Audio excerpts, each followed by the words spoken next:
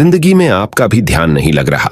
ज्यादा सोचने की वजह से बार बार आपको घबराहट होती है और आपका हृदय भी जोर जोर से धड़कता है और बार बार निगेटिव विचार आपके भी दिमाग में आते हैं। तो इस ज्यादा सोचने वाली बीमारी से बचने के लिए और इस बीमारी को दूर करने के लिए आज हम आपको एक बौद्ध भिक्षु की कहानी के माध्यम से आपकी समस्या का हल बताएंगे। तो आज के इस कहानी को पूरा देखें ताकि आप भी इस कहानी को सुनने के बाद आपकी समस्या से छुटकारा पा सके। तो चलिए आज के कहानी की शुरुआत करते हैं। एक बार चीन के एक हिस्से में बहुत बड़ा मठ था जहां लगभग 500 भिक्षु रहते थे।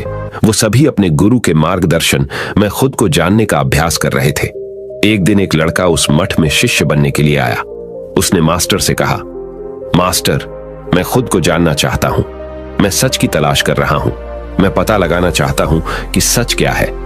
मास्टर ने उसकी ओर देखा और कहा कि अगर तुम सच जानना चाहते हो तो तुम्हें अपना पूरा जीवन दांव पर लगाना होगा।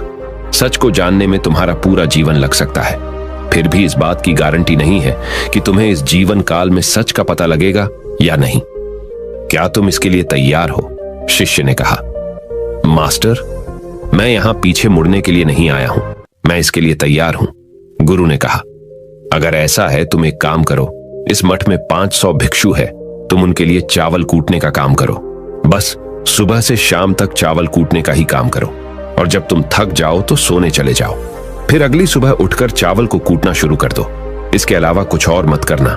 किसी और चीज के बारे में मत सोचना। बस इस रास्ते पर चलते रहना और दोबारा मेरे पास मत आना। जरूरत पड़ने पर मैं खुद तुम्हारे पास आऊंगा। उस लड़के ने गुरु के आदेश का पालन करते हुए चावल कूटना शुरू कर दिया। उस मठ में 500 शिष्य थे। उन सभी को समय समय पर भोजन की आवश्यकता पड़ती थी, इसीलिए वह बहुत जल्दी उठ जाता था और रात को देर तक चावल कूटता रहता था। जब वह थक जाता तो उसी कमरे में सो जाता था जहां वो चावल कूटता था।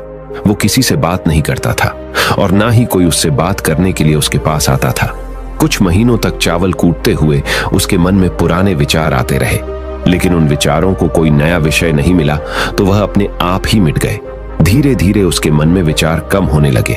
कुछ सालों के बाद तो वो अपना नाम तक ही भूल गया।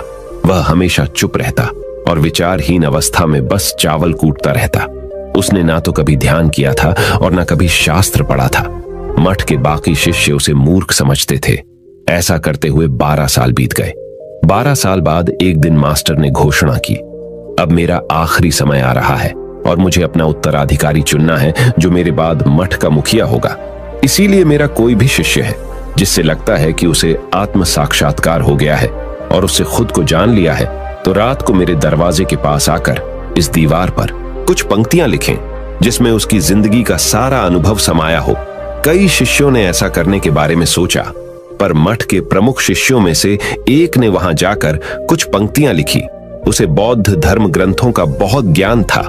सभी शिष्यों को लगता था कि वो इस मठ का उत्तराधिकारी बन सकता है। उसने लिखा था कि मन एक दर्पण की तरह है जिस पर विचारों और इच्छाओं की धूल जमा हो जाती है। इस धूल को हटाने के लिए ही ध्यान है। जिसकी धूल हट जाती है और मन का दर्पण साफ हो जाता है, वो मोक्ष को प्राप्त कर लेता है। अगली सुबह जब मास्टर उठे और उन्होंने इन पंक्तियों को देखा और उन्होंने कहा कि किस बेवकूफ ने यह सब कचरा मेरी दीवार पर लिखा है। वो शिष्य जिसने यह लिखा था वो चुप रहा। हालांकि उसने जो पंक्तियां लिखी थीं वो ज्ञान से भरी थीं, लेकिन यह सब किताबी ज्ञान था। वो शिष्य बहुत चालाक था। उसने पंक्तियां लिखी पर उसने नीचे अपने हस्ताक्षर नहीं किए, क्योंकि वो स्वयं इसके बारे में निश्चित नहीं था कि ये सही है या नहीं, क्योंकि उसे आत्म साक्षात्कार नहीं हुआ था। गुरु ने पंक्तियों को पूरी तरह से खारिज कर दिया। ये देखकर सभी हैरान रह गए। ये घटना पूरे मठ में चर्चा का विषय बन गई। इस विषय पर बात करते हुए 2 शिष्य उस शिष्य के पास से गुजरे जो 12 साल पहले यहां आया था और दिन रात चावल कूटता रहता था। दोनों की चर्चा सुनकर वह धीरे से हंस पड़ा। दोनों शिष्य ने उसे पूछा कि तुम क्यों हंस रहे हो? दोनों शिष्य की नजर में यह चावल कूटने वाला तुच्छ ही भिक्षु था। किसी ने उसे ना तो कभी ध्यान करते हुए देखा था, ना ही कभी शास्त्र पढ़ते हुए। हर कोई उसे मूर्ख समझता था जो बस चावल को ही जानता था। उस मठ में बहुत बड़े बड़े विद्वान थे, लेकिन उस चावल कूटने वाले को किसी से कोई मतलब नहीं था। इसीलिए वह दोनों शिष्य उसे मुस्कुराता हुआ देखकर चकित रह गए। उन्होंने फिर उससे पूछा कि तुम क्यों हंस रहे हो। उसने जवाब दिया, मैं इसीलिए हंसा कि मास्टर सही बोल रहे हैं, यह सब पंक्तियां कचरा है, इन पंक्तियों का कोई मूल्य नहीं है। वो दोनों शिष्य चौंक गए। उन्होंने उसे पूछा कि क्या तुम ऐसी पंक्तियां लिख सकते हो जो इससे भी बेहतर हो। चावल पीसने वाले ने जवाब दिया, नहीं, क्योंकि मैं अनपढ़ हूं, लेकिन हां, मैं कुछ पंक्तियां कह सकता हूं। अगर तुमने उन पंक्तियों को तुम लिख सकते हो तो मैं तुम्हारे साथ जाने के लिए तैयार हूं। उन दोनों शिष्यों ने कहा, ठीक है।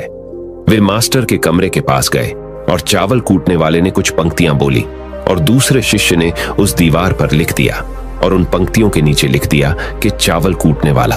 उन्हें लगा कि मास्टर इस पर भी गुस्सा करेंगे।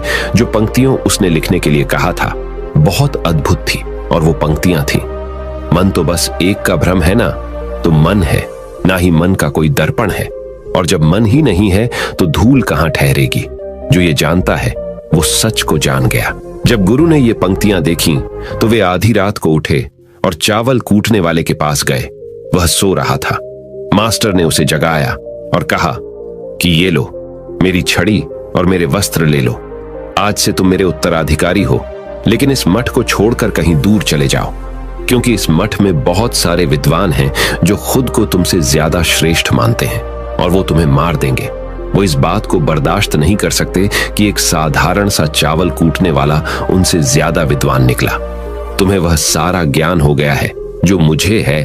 तुम्हें यह सारा ज्ञान चावल कूटते कूटते हुआ है, और मुझे पता है कि तुम जहां भी जाओगे लोग तुम्हारे पास आने लगेंगे, क्योंकि जब कोई फूल खिलता है तो उसकी महक हर तरफ फैलने लगती है। उसने अपने गुरु के पैर छुए और रात को ही वहां से चला गया। अगर हम अपनी जिंदगी में देखें तो पाएंगे बहुत से लोग सोचते हैं कि ध्यान केवल एक ही जगह बैठकर आंखें बंद कर कर ही किया जा सकता है, लेकिन हकीकत में ऐसा नहीं है। ध्यान तो चलते चलते भी किया जा सकता है, अपना कुछ काम करते हुए भी ध्यान किया जा सकता है। असल में ध्यान का मतलब यह है कि आप जो भी काम कर रहे हैं उसे अपनी शिद्दत से करें कि आपको आपके शरीर का ख्याल भी ना रहे। बिल्कुल उस चावल पीसने वाले की तरह जो चावल कूटने में इतना मग्न हो गया कि उसको खुद का कोई ख्याल ही नहीं रहा। उसने चावल कूटते हुए ही उसने आत्म साक्षात्कार प्राप्त कर लिया। हर समय वर्तमान में रहना और कुछ नहीं सोचना। मन तब तक ही है जब तक विचार है। जब विचार ही नहीं रहेंगे तो मन भी गायब हो जाएगा। जब मन ही नहीं रहेगा तभी तुम अपने आप को अच्छे से जान पाओगे। असल में हमें अपने वास्तविक रूप को जानने के लिए कोई अन्य साधना करने की आवश्यकता नहीं है। हम जो कुछ भी कर रहे हैं बस उसमें हमें पूरी तरह से खो जाने की जरूरत है। अपने काम में इस कदर से लीन हो जाओ कि आपका काम भी ध्यान बन जाए। ज्यादा सोचने वाले लोगों के लिए दूसरी रहस्यमयी कहानी अब हम आपको बताएंगे, तो चलिए कहानी की शुरुआत करते हैं। एक गांव में एक आदमी रहता था जो ताले तोड़ने के मामले में एक्सपर्ट था, यानी कि जहां कहीं भी ताले तोड़ने की बात आती थी या लॉक को खोलने की बात आती थी तो उसका नाम सबसे पहले लिया जाता था। एक दिन कुछ समझदार लोगों ने उसकी परीक्षा लेनी चाहिए और उसको बता दिया गया कि आपको इस जगह पर इस तारीख को आना है और ताले को तोड़ना है। जब वह समय के अनुसार तय दिनांक को वहां पहुंच गया तो उसको प्रतियोगिता के नियम समझा दिए गए। आपको एक बॉक्स में बिठा दिया जाएगा और उस बॉक्स को पानी में उतार दिया जाएगा। आपको ताला खोलकर बाहर आना होगा। इस बीच आपको लगता है कि लॉक आपसे नहीं खुल पाएगा तो आप इमरजेंसी बटन को दबा सकते हैं और ऊपर आ सकते हैं, लेकिन आप प्रतियोगिता में हार जाएंगे। उसने सभी नियमों की हां कर दी और पानी में चला गया। जैसे ही वह पानी में पहुंचा तो उसने जेब में से एक तार निकाला और लॉक को खोलने की कोशिश करने लगा। 4 से 5 बार कोशिश करने के बाद वह बार बार विफल हो रहा था, लेकिन उससे लॉक नहीं खुल रहा था। अब ज्यादा समय तक पानी में रहना उसके लिए और भी मुश्किल था, क्योंकि सांस रोकना आसान नहीं था। फाइनली उसने अपना पूरा दिमाग लगाया और एक बार अंतिम प्रयास किया। वह विफल हुआ और उसने इमरजेंसी बटन दबा दिया। धीरे धीरे ऊपर आने लगा। पानी के ऊपर आए बॉक्स को बाहर निकाला गया और हल्का सा धक्का देकर खोला गया। वह अचंभित हो गया कि एक बार भी मेरे दिमाग में यह ख्याल क्यों नहीं आया कि मैं इसको धक्का देकर खोलूं। हो सकता है कि ये लॉक ही ना हो। तो यही होता है, जब हम भी बहुत ज्यादा सोचते हैं तो इसका खामियाजा हमें भुगतना पड़ता है। कभी कभी ना सोचने से भी जवाब मिल जाता है। इसलिए किसी ने कहा है कि जो कुछ नहीं करते वह कमाल करते हैं। जी हाँ दोस्तों, यह बात बिल्कुल सही है। कभी कभी दिमाग को जब हम शांत रखते हैं और ठंडे दिमाग से सोचने की कोशिश करते हैं तो हमें बेहतर समाधान मिल जाता है।